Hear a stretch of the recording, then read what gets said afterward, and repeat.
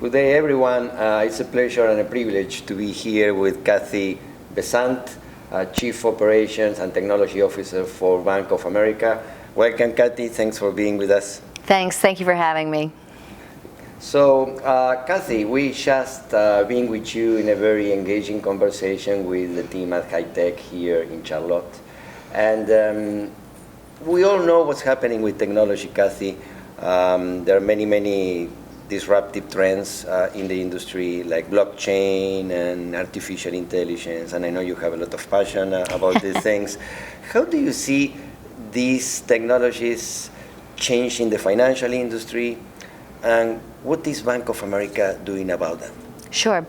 Well, I think about it on a couple of different levels. On one level, technology of all sorts, everything from blockchain to artificial intelligence, technological advancement should, done well, make us better human beings, enable us and empower us with more data, more knowledge, stop our time being spent on tasks that don't add value so that we can focus on the tasks that do add value, and the net result of all of that should be great for clients and customers, great for employees, and great for things we care about socially, like diversity and inclusion. The idea behind, I think, any technical advancement has to be not only how can we use this for commerce, but how do we use this to advance society. And at Bank of America, we leverage it in all of those ways. For customers, to make sure we've got better products and services, for our shareholders, to make sure we've got great financial management and risk management through the use of data, and then for our role in society to make sure that that the forces of good and the forces of responsibility and the technology makes the world a smaller, flatter place, and not the opposite. Great, that's great. And you touch the point on data. Data today is another of those topics in where people are on one side excited about the opportunities of getting customized experiences like you do in Bank of America, but there is a lot of conversation about privacy and things like that. And what does it mean to have enough data or not too much data, right? What's your point of view, not only from the business perspective, but how do you see data privacy as we get a much more automated world? Well, I don't think there's any question that no matter where you are in the debate, that all of us, whether we're people or representing institutions, all of us have given away data before we really understood how it might be used. Would I have signed up for a mapping technology if I had known that it meant that it could map every single place I was all day long? It would know whether I was awake or asleep because I might or might not be moving.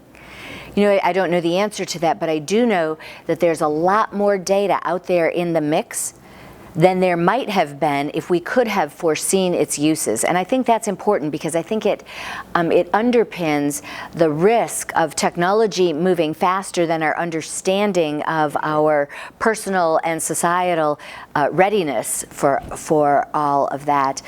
I do think the conversation around privacy is very important, and I think it will change how data is acquired and used. I believe that that regulations like we see in Europe, which declare a couple of things, that data is owned by the creator of the data, an individual or a company, that it should be managed and in the control of the person who owns the data, and that people who have or use the data are accountable back to the originator for its use or its destruction. That is essentially, in my layman's terms, the way I would describe some of the regulation we see in other parts of the world. And I think that regulation has been nothing but healthy. As a technologist, it's incredibly difficult to comply with. And as part of a big company, it's really changing the way we think about how data moves and how it's transported and how we protect it. But the discussion around privacy is what's going to re-equalize how much data is out there with how it's being used and our comfort level with that. Great. No, that's very insightful. And let me change to innovation now, right? Innovation is happening at the speed that maybe we never seen before, and maybe it's going to continue that way, even actually faster in the future. So how do you manage innovation in your industry, right? I mean, my understanding from outside is a very regulated industry, the financial industry, and you might have all these trends that are in front of you, and you need to choose which one to test, which one to adopt, which one to implement with your customers. How do you manage that, Cathy? Well, I think it's important to remember that what our customers and our clients and our shareholders want may not be the technology. It's the product of the technology. I was reminded in a group of our own employees not too long ago that we talk a lot about how we make a drill, the best drill ever. The customer wants the hole in the wall. Right, so they care a lot less about the sleekness or the design of the drill than they do, did they get the hole they wanted, where they wanted it, with the ease in which they wanted it. And so I think about innovation very much that way, that it should be focused on the people who should be using it or are intended to benefit from it. So innovation that produces great shiny objects that no one ever uses, that's not really innovation to us. It should be focused on customers and clients. So that's job one. Second thing is, I believe innovation is something everyone is capable of. Not all great wine comes from California, right? Just ask the French. Not all great wine comes from California. But the same is true about innovation. It's not bound by geography. It's not bound by race or gender. Innovation comes from all of us, and the nurturing of it is a universal thing, not a siloed thing. And I think that's important too. And I think the third thing then is to be deliberate about where I want to be first and fastest, and where we're willing to be a follower. In the early days of what I call, in banking terms, this will sound like a drill, mobile check deposit, when really what the customer wants, right, is to get their money in the bank. So again, the Just drill, take a picture, maybe. yeah, the drill in the hole. So when in the early days of taking a picture of your check, there was an incredibly high error rate.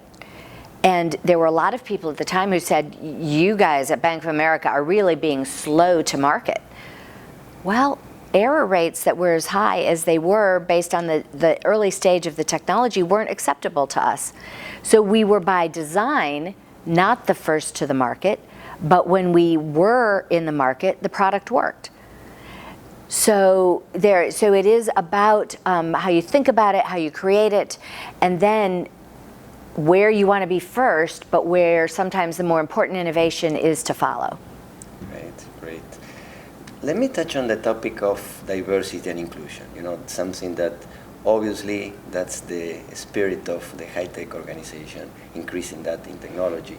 But let me ask you a question from the business perspective. When you think about experiences and outcomes for your customers at Bank of America, how do you make sure that those experiences are open and inclusive and diverse, so different people that might use those experiences and resonate with those experiences in a different way, they actually enjoy it, right? Yes. Yeah, you've hit on something that's very important. And the assumption that that will just happen is not an assumption. I think fundamentally for any company that is trying to serve customers and clients, it has to start with the DNA that says the experience must work for the full range of potential customers, right? So it isn't okay for it to work for a piece of the customer base. It has to work for everyone. Otherwise, we're inherently limiting our business and not doing the right thing societally. So the opposite of that to me and to my firm is unacceptable.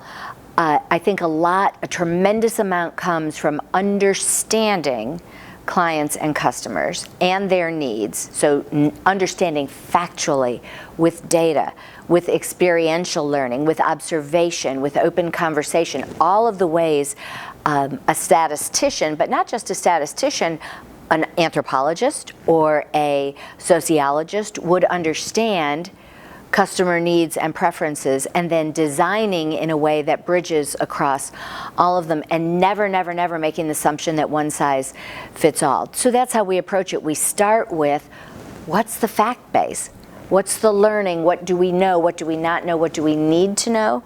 And I have found, in fact, I can't think of a situation where it hasn't been true, that if we start with the right and most comprehensive information about who we're trying to serve, I've never found a situation where we're not successful at designing for diversity. I do think experience and empathy are important. So I was in a conversation earlier today about how we can use technology to enhance physical accessibility. So how do we use technology to make it more possible for sight-impaired employees to be effective, or more possible for customers to do the things they want to do, just as one example. And what I encouraged the group who was talking about this to do is have an experience. Ask about a sight-impaired person and sit side by side. And try to use the products and services of the company. Try to do the work of a Bank of America employee. And then you will begin to have an experience base that will provide another set of data to inform how you design for the future. So I make a big case for data, which I did, and I think it's correct, but I also am a big believer in experiential learning as well. Excellent, excellent. Different question now is about leadership. I mean, you are evidently a very successful tech leader, female, in a great company like Bank of America. But I also learned that you push yourself to do very, very interesting adventures. And I heard something about climbing Kilimanjaro. I'm curious about why did you do that? What was the purpose of that climb? Was it just a physical exercise? I have found great joy and benefits and empowerment comes from taking on things that are very hard for me and doing them and tackling them. So 3 or 4 years ago, maybe it's 5 years ago now, I did something called Dancing with the Stars of Charlotte. I am a terrible dancer. This is not even disputable. I am a terrible dancer. And I danced with a professional partner in front of 2,200 people in Charlotte, North Carolina. And I was terrible, but I raised the most money. So we can argue how terrible I really was. But the reason I did it is that I know the things that terrify me, and finding some way, even if it's small, to overcome them, I have found to be incredibly empowering. So a couple of years ago, I've always wanted to go to Cuba. I went with a photojournalist. I had no idea how to use my camera. I went with 12 people I didn't know, for a person who's usually surrounded only by people she knows. And that was a different kind of experience. A new country that's not overwhelmingly in love with Americans at all times, a new skill, and a skill that had to be displayed every night in a photo session where we shared our photos. And so that's a different kind of performance, but it is something that I'm not skilled at, and figuring out how in a small way to overcome that. Kilimanjaro, same way. I like athletics. I work out every day. I'm scared of edges, and I really don't like climbing on rocks. But I got an opportunity to go with 30 students, and I'm passionate about education. So it was a moment where I knew I could overcome something and do it with a set of people that I cared about, students, and their development and their advancement.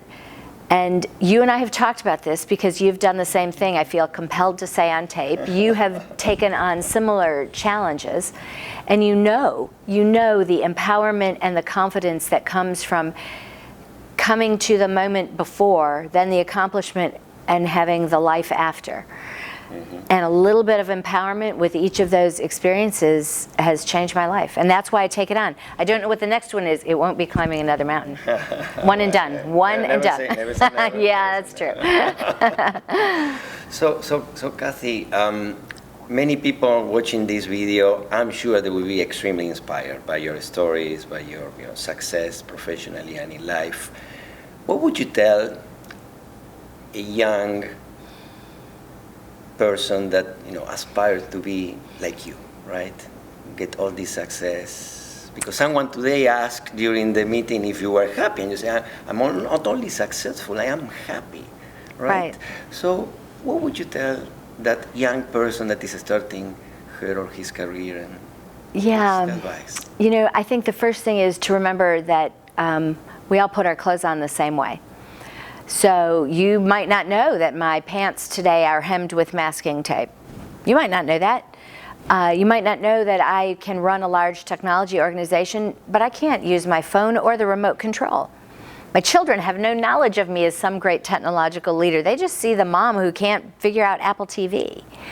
So just remember that the package that sometimes shows up is full of humanity.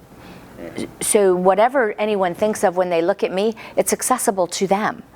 They can be whatever it is they want to be. If that includes being like me or like someone else, they can be that, because I promise you, anything that they think holds them back has been a part of who I am.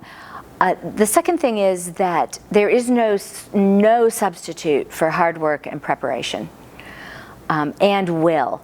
My trainer said to me this morning, he said, you know, I can find people who can lift more weights than you, I can find people who are faster, but I have never in my career found someone who has more sheer will than you do. So I have a big belief that success comes from a refusal to be outwilled. And it's not, if you see it, you can believe it, you can be it. I'm not naive, but I think that I do believe that hard work and preparation and will and determination, it's accessible. Whatever it looks like sitting here is accessible to everybody. Thank you. Thank you very much. The last question will be, what do you like about high tech, and what would be your best advice for us in high tech? I like high tech because I think the organization is incredibly professional. And by that, I don't mean formal and stuffy. I mean, it's an organization that's very disciplined in its focus, in its methodologies for working, in its engagement of stakeholders, and in its supreme advocacy.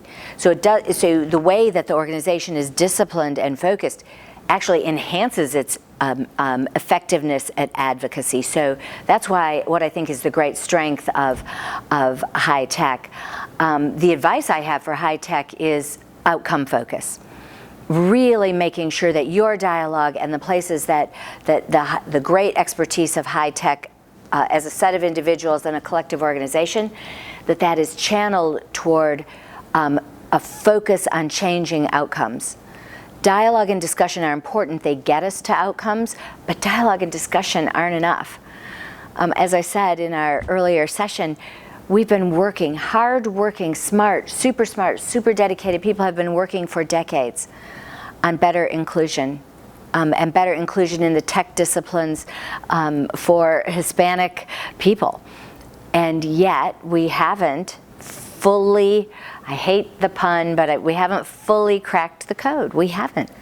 So my motivation in being here and getting the opportunity to be with you is really to send the message that keep driving for those outcomes and the specificity and the precision, and, you know, like I said before, if it's 2, make it 4, if it's 4, make it 6, and I don't just mean numbers of people, I mean on the focus of the outcome.